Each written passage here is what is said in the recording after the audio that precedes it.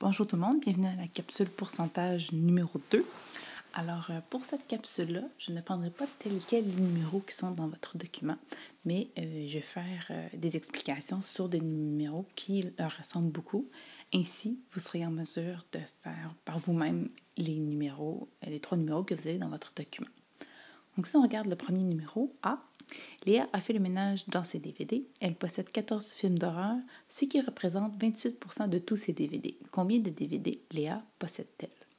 Donc ici, ma quantité, on parle de quoi? Donc on parle d'un nombre de DVD.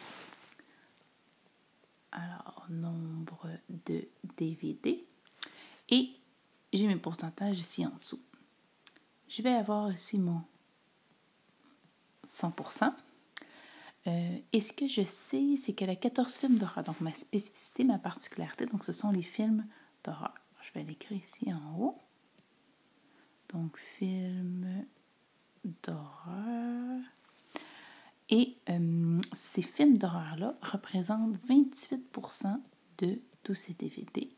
Et on sait aussi, d'après les informations dans le texte, qu'il y a 14 films d'horreur. Donc, on a 14 films ici. Ce qu'on cherche à savoir, c'est le nombre de DVD que Léa possède. Donc, je cherche au total, dans sa collection de DVD, combien il y en a. Donc, je cherche le 100%. Donc, ici, je peux faire ma proportion. Je mets mon égal. Et là, avec produit croisé, donc je peux calculer 14 fois 100 divisé par 28, ce qui me donne 50 DVD. Donc, Léa a 50 DVD dans sa collection. Si je passe au numéro P, suite à une augmentation de 15% du prix des bananes, on paie maintenant 2,07 $ le kilogramme. Quel était le coût des bananes avant l'augmentation? Donc, si on parle du coût des bananes, je vais juste écrire coût. Donc, le coût des bananes et j'ai mes pourcentages. Je vais avoir 100%, donc ça, c'est mon prix de départ. Le prix de départ, je ne le connais pas parce qu'en fond, le 2,07 $, c'est le montant après l'augmentation. Donc, s'il est question d'une augmentation,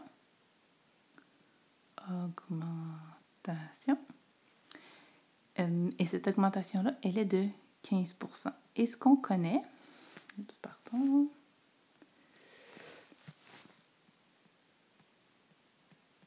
Et ce qu'on connaît, c'est le montant après augmentation. Donc, je vais avoir ma troisième colonne ici.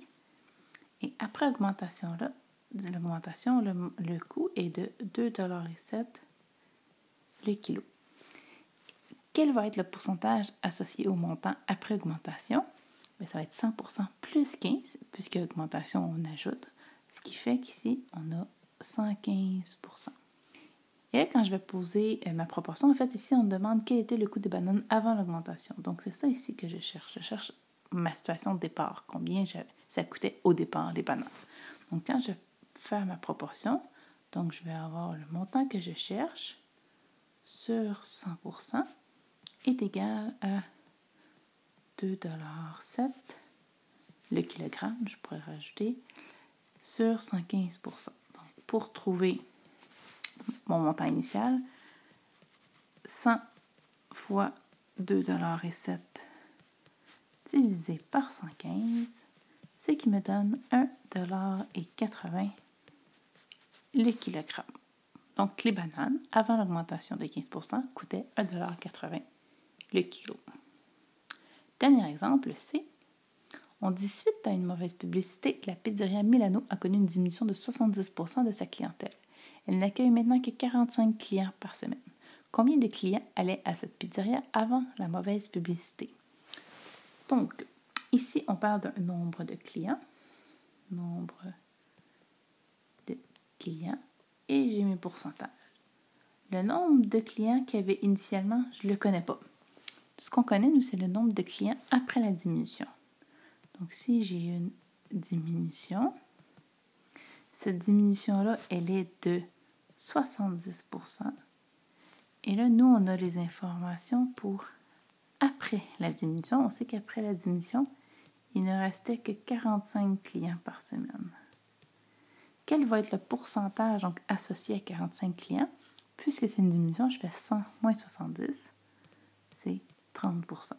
Et nous, on cherche combien de clients il y avait initialement. Donc, quand je fais ma proportion, ce que je cherche sur 100% va être égal à 45 clients sur 30%. Et là, je peux faire mon produit croisé.